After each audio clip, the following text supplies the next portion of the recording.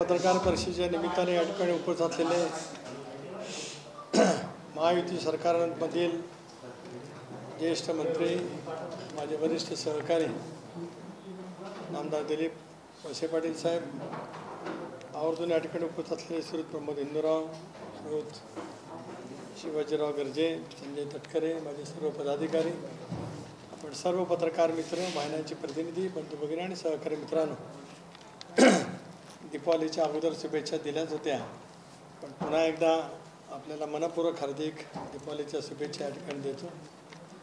हे नवीन वर्ष आपल्या सारांच्यासाठी, आपल्या देशांतील राज्यांतील बळीराजासाठी सुख समृद्धीचं प्रगतीचं जावो अशी प्रार्थना या निमित्ताने करतो। आज प्रामुख्याने आपल्याला या ठिकाणी बोलवलं एवढ्यासाठीच की मधल्या कालावधीमध्ये पूर्व विदर्भाचा दौरा केला आणि त्या दौऱ्याला अतिशय उत्तम पैचा प्रतिसाद नागपूर, गोंदिया, भंडारा, गडचिरोली, चंद्रपूर, वर्धा या जिल्ह्यांमधून त्या ठिकाणी मिळाला।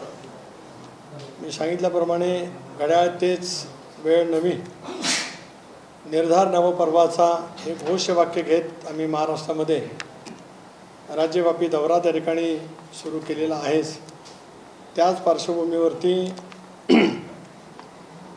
निर्धार नवपर्वाचा घड्याळ तेच वेळ नवीन 2 दिवसीय विचार शिबिर आम्ही 30 आणि 1 हे 2 दिवस कर्जतला त्या ठिकाणी रायगड जिल्ह्यातील आयोजित केलेला आहे।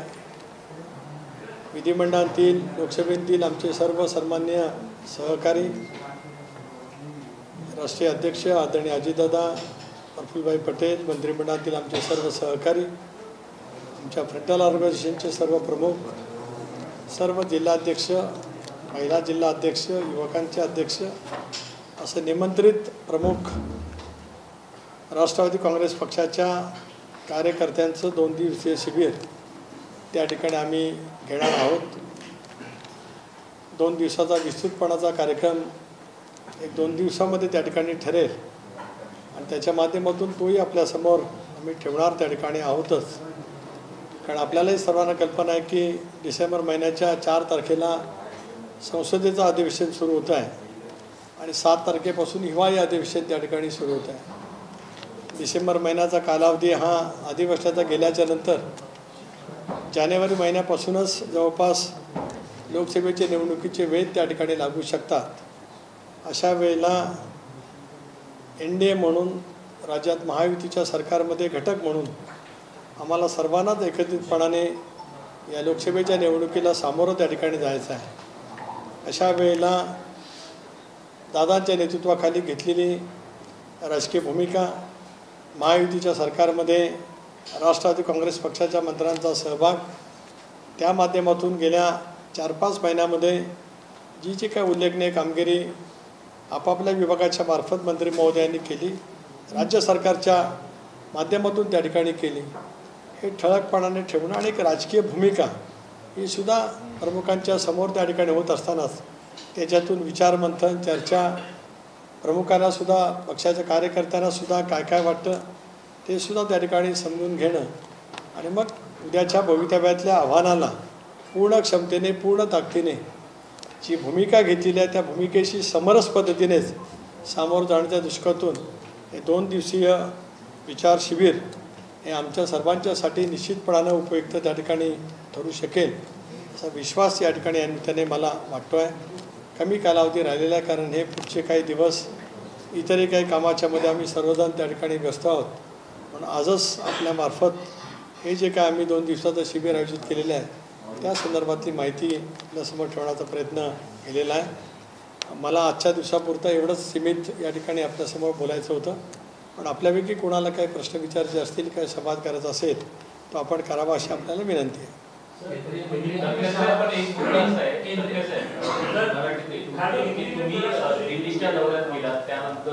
या पद्धतीने चर्चा झाली सुरू झाली की अजितदादांच्या आजारपणाबद्दल की त्यांना डेंग्यू होतं की नाही, रामदास कदम शिंदे गटाचे नेते सुद्धा म्हणत होते की त्याबद्दल सुद्धा चर्चा सुरू झाली। संजय राऊत म्हणतात की त्यांच्या आजारपणाबद्दल संशय व्यक्त केला जातो। वस्तुस्थिती काय आणि काय, कारण की दिल्लीला जाताना दादा आजारी होती का असा सुद्धा प्रश्न विचारला जातो। डेंग्यूचा आजार दादांना झाला त्याच वेळेला देवगिरी बंगल्याच्या समोरच मी स्वतः आणि डॉक्टर कपोते यांनी येऊन मेडिकल बुलेटिन आपल्या सर्वांच्या समोर ठेवलं.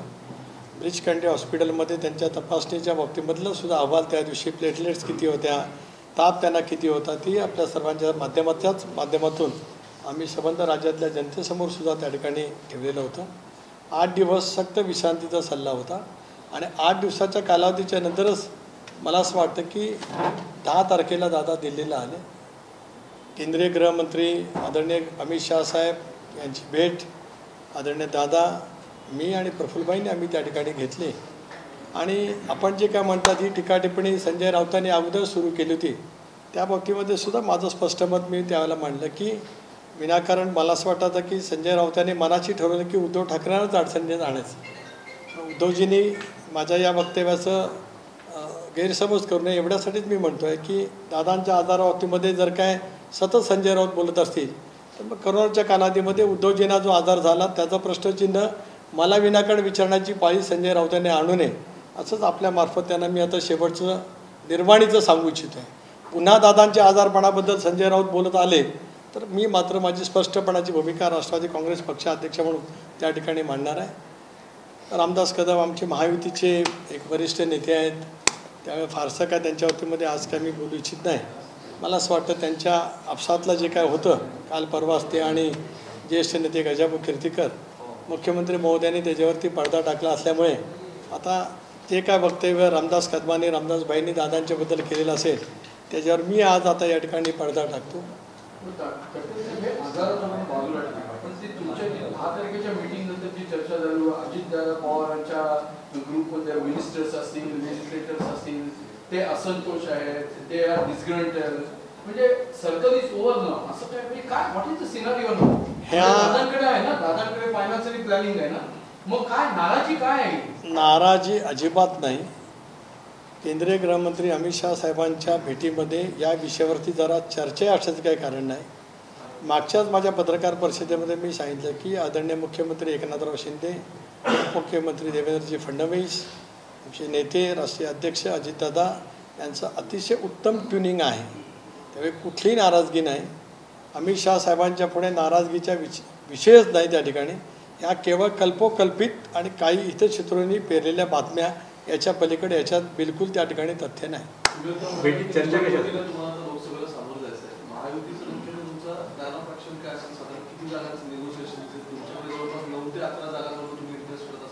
नाही, एक असं आहे, त्याही बातम्या मी वर्तमानपत्रांना पाहिल्यात. आमची अजून या विषयावरती प्राथमिक चर्चासुद्धा झालेली नाही. अपेक्षा अशी आहे की सर्वच शीर्षस्थ नेतृत्व आज भारतीय जनता पक्षाचं आहे. 5 राज्याच्या विधानसभेच्या निवडणुकींच्यामध्ये स्वाभाविकपणाने त्या ठिकाणी व्यस्त आहेत. त्याच कालावधीमध्ये म्हणजे ज्यावेळेला लोकसभेचं अधिवेशन असेल, विधानसभेचं अधिवेशन असेल, त्याला राज्यपातळीवरती आम्ही तिन्ही पक्षाचे आणि इतर घटक पक्ष आहेत, प्रमुख नेते मंडळी प्राथमिक चर्चेला त्या ठिकाणी सुरुवात करू. मला असं वाटतं की जानेवारीच्या आसपास या संदर्भातला जागा वाटपाच्या वतीमधला अंतिम निर्णय त्या ठिकाणी निश्चितपणाने होईल. आज कसं आहे की आम्ही या विषयावरती आज पक्षांतर्गत चर्चाच केलेली नाही. आमच्या या 2 दिवसीय शिबिर झाल्याच्या नंतर पक्षाचा आमचा जो कोर ग्रुप आहे ते आम्ही एकत्रितपणाने बसू आणि आम्ही किती जागा लढणार, कुठल्या जागा लढवायच्या या बाबतीमध्ये पहिला पक्षांतर्गत, कारण शेवटी 2 प्रमुख पक्षांच्या जवळ ज्यावेळेला आपण जागा वाटपाच्या बाबतीमध्ये बोलतो, आमच्या सर्वांच्या समोर एक आव्हान आहे की आम्हाला 45+ महाराष्ट्रातून महायुतीच्या किंवा इंडियाच्या जागा आणायच्या आहेत. त्यामुळे त्या सर्वच गोष्टीचा त्या लोकसभा मतदारसंघातील राजकीय स्थितीचा आढावा घेऊन आम्ही त्या बाबतीतली भूमिका मांडू. लोकसभेच्या ह्याच्या निगोसिएशन्स होतील, पण तुम्ही मला you are definitely one of the active now NDA partner. तर डज राम जन्मभूमी किंवा Ram temple going to be also one of the major content during your poll campaigning? Are you going to go by what BJP is now preaching for? एक असं आहे की BJPचा जो agenda आहे तो पहिल्यापासूनचा त्या ठिकाणी आहे. राष्ट्रवादी काँग्रेस पक्षाने सरकारमध्ये सहभागी होत असताना, NDAचे घटक पक्ष त्या ठिकाणी होत असताना, आमची मूळ विचारधारा जी सेक्युलरिझमची, धर्मनिरपेक्ष विचाराची आहे, शाहू फुले आंबेडकरांची आहे, त्या विचाराशी आम्ही जराही तडजोड त्या ठिकाणी न करता सरकारमध्ये सहभागी झालेलो आहोत. मी वारंवार ही गोष्ट स्पष्ट केली आणि आताही आपल्यामार्फत करू इच्छितो आहे की देशातल्या आणि राज्यातल्या आघाडीच्या राजकारणाची अपरिहार्यता लक्षामध्ये घेता अनेक वेळेला वेगवेगळ्या राजकीय विचारसरणीचे सुद्धा सहकारी सरकारमध्ये सहभागी होतात आणि निवडणुकीच्या माध्यमातून सुद्धा सामोरे जातात. देशातल्या अनेक उदाहरणाच्या माध्यमातून पाहायला मिळते. अगदीच बोलायचं झालं तर मग आज महाविकास आघाडी जी गठीत झालेली आहे हा प्रश्न त्यांच्यासाठी सुद्धा अधिक चांगल्या पद्धतीने विचारता येऊ शकतो. काँग्रेसला विचारता येऊ शकतो, अन्य सहकाऱ्यांसुद्धा त्या ठिकाणी विचारता येऊ शकतो. जो प्रश्न आज आम्हाला विचारला जाऊ शकतो त्या प्रश्नापेक्षा अधिक प्रखर प्रश्न त्या ठिकाणी विचारला जाणं अधिक सोपं राहील. छगन भुजबळांचं जे भाषण झालं त्याच्यावर तुम्हाला असं वाटतं ओबीसी मराठा संघर्ष आणखीन तीव्र होईल राज्यामध्ये? एक असं आहे की आज ओबीसींचा जो मेळावा होता तो गेले काही दिवस जी काय राजकीय सामाजिक पार्श्वभूमी संबंध महाराष्ट्रामध्ये निर्माण झालेली होती. पहिल्या दिवसापासून सर्वांचीच भूमिका आहे की सकल मराठा समाजाला आरक्षण मिळालंच पाहिजे, पण ते आरक्षण देत असताना ओबीसीच्या आरक्षणाला धक्का लागता कामा नये ही भूमिका सर्वांनीच वेळोवेळी त्या ठिकाणी मांडली. सर्वच राजकीय पक्षांची बैठक ज्याला मुंबईला झाली, ज्याला मी पण उपस्थित होतो, त्या बैठकीमध्ये सुद्धा याच विषयावरती एकमत झालेलं आहे. स्वाभाविकपणाने आज जो काय मेळावा झाला त्याच्यामध्ये भुजबळ साहेबांनी किंवा अन्य नेत्यांनी त्यांची भूमिका त्या ठिकाणी मांडली असेल.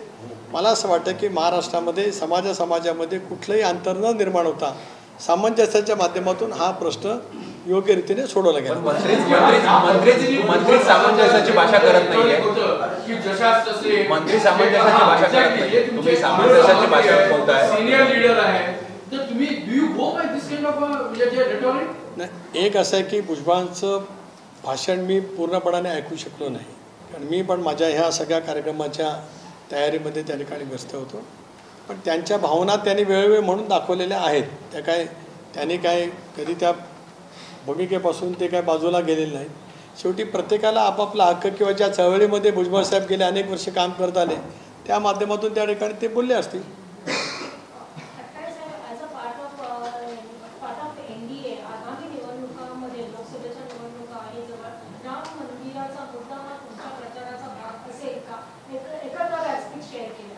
ज्या वेळेला आम्ही एकत्रितपणाने बसू त्यावेळेला एकतर प्रत्येक राजकीय पक्ष आपला जाहीरनामा करत असतोच, त्याप्रमाणे स्वतंत्र जाहीरनामासुद्धा अनेक वेळेला आघाडीच्या राजकारणामध्ये राहतो. जसं आम्ही आणि काँग्रेस लढताना काँग्रेसचा जाहीरनामा स्वतंत्र असायचा, राष्ट्रवादी काँग्रेस पक्षाचा जाहीरनामा स्वतंत्र असायचा. यापूर्वीसुद्धा शिवसेना भारतीय जनता पक्ष एकत्रितपणा लढत असताना जाहीरनामा वेगवेगळा असायचाच. यावेळेला ज्यावेळेला आम्ही एकत्रितपणाने बसू त्यावेळेला एकंदरीत अजेंडा, प्रचार आणि प्रचाराचे प्रमुख मुद्दे याची चर्चा आम्ही नक्कीच त्या ठिकाणी करू.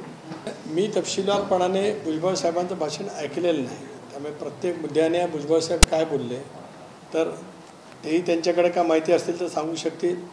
एकदा मी ते पूर्णपणाने ऐकल्याच्या नंतर पुन्हा एकदा उद्या परवा त्या संदर्भातली काय माझी प्रतिक्रिया असेल ते देईन. नाही, भुजबळ साहेब आज ओबीसीचे नेते म्हणून त्या ठिकाणी गेले. हे बघा, आज वेगवेगळ्या राजकीय पक्षाचे नेते त्या ठिकाणी होते असं नाही. किंवा मराठा समाजाच्या बाबतीमध्ये ज्या वेळेला जरांगे पाटलांनी उपोषण सुरू केलं किंवा आंदोलन सुरू केलं त्यावेळेला त्याने एक स्वच्छपणाची भूमिका मांडली की कुठल्याही राजकीय पक्षाचा नेता त्या आंदोलनामध्ये नसावा, अशी एक भूमिका जरांगे पाटलांचा ज्या वेळेला आंदोलन सुरू होतं राज्यव्यापी त्या वेळेला त्यांनी मांडली. आज ओबीसीच्या वतीमध्ये मला असं वाटतं बहुतेक राजकीय पक्षांचे नेते त्या ठिकाणी होते, त्यामुळे ती भूमिका ओबीसी नेते म्हणून त्या ठिकाणी त्यांनी मांडलेली आहे. एक असं आहे, मी मगाशी काय म्हटलं की एक स्वच्छपणाची भूमिका सर्व पक्षीय नेत्यांच्या बैठकीमध्ये सुद्धा एकमताने मान्य झाले.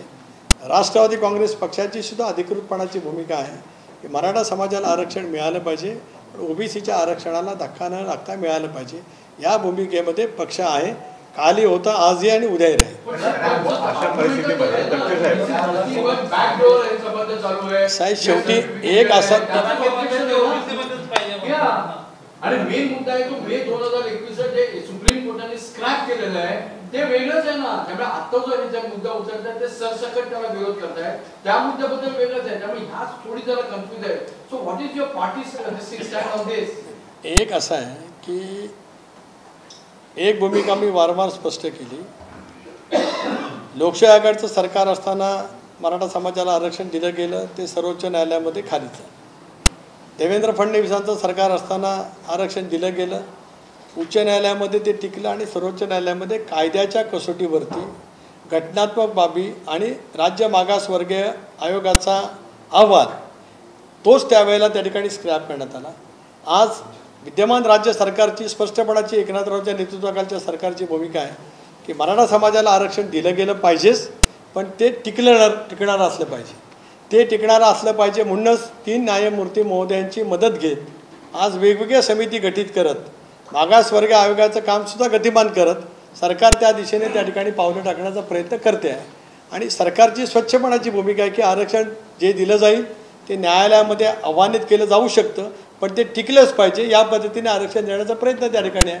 त्याच्यामुळे मी सांगितलेलं आपण विचारलेल्या सगळ्या प्रश्नाची उत्तरं माझ्या या एका वाक्यामध्ये त्या ठिकाणी आली. ओबीसी विरुद्ध मराठा असं महाराष्ट्रात वातावरण तयार होतंय. ओबीसी विरुद्ध मराठा असं वातावरण तयार होतंय, त्यात भुजबळांसारखे नेते जोरदार हे करतात. त्यामुळे पक्ष म्हणून तुम्ही काय भूमिका घेणार आहात की नाही? मी मगाचपासून आपल्याला ते सांगितलं की भुजबळ साहेबांचं भाषण मी ऐकलेलं नाही. भुजबळ साहेबांची चर्चा मी प्रदेशाध्यक्ष म्हणून नक्की त्या ठिकाणी करेन.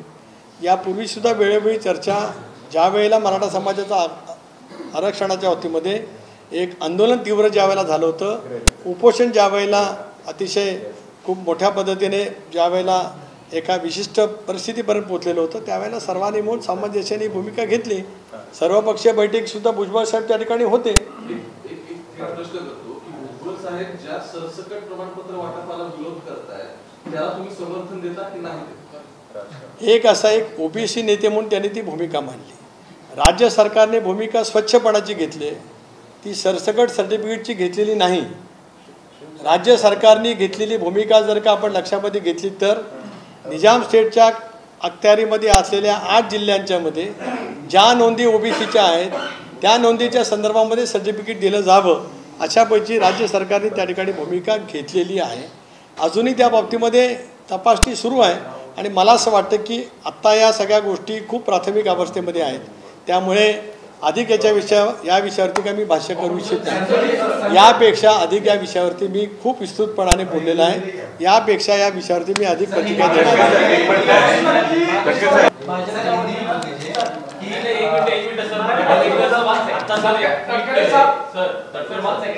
संभाजीराजेंनी एक ट्विट केलंय की भुजबळ साहेबांचे भाषण बघितलं तर कुठेतरी 2 समाजामध्ये तणाव निर्माण होतोय, त्यामुळे त्यांनी मंत्रिपदावर त्यांची हकालपट्टी करावी अशा पद्धतीची त्यांनी मागणी केलेली आहे. तुम्ही कशा पद्धतीने बघता? मी पाहिलेलंच नाही ट्विटर, मी काय प्रतिक्रिया एक त्याच्यामुळे आज या विषयापुरता मला असं वाटतं मी स्पष्टता पक्षाच्या माध्यमातून जी काय द्यायची ती पूर्णपणाने या ठिकाणी दिले. 2 दिन हम हमारा शिविर लेने जा रहे हैं करजत में. 30 और 1 तारीख में राष्ट्रवादी कांग्रेस पार्टी के सब विधायक, सांसद, सब जिलाध्यक्ष, फ्रंटल ऑर्गेनाइजेशन 2 दिन वहाँ पे उपस्थित रहेंगे. और 2 दिन के ये कार्यकाल में पार्टी की आगे की लाइन, आज जो कुछ हमने निर्णय दादा के नेतृत्व में लिया है उसके बारे में हम वहाँ पे चर्चा करेंगे. और आगे तौर पर जनवरी से जब लोकसभा का चुनाव शुरू हो जाएगा, वो तो बिल्कुल मार्च अप्रैल में तो चुनाव आने वाले ही हैं, उसकी रणनीति तय करने के लिए 2 दिन का हमारा इस शिविर वहाँ पे होने जा रहा है.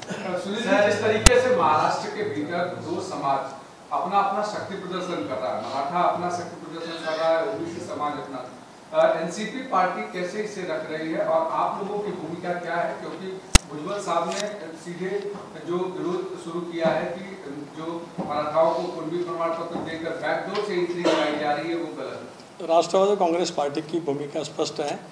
मराठा समाज को आरक्षण देना ही चाहिए. वो न्यायालय में दैट शुड बी सस्टेन.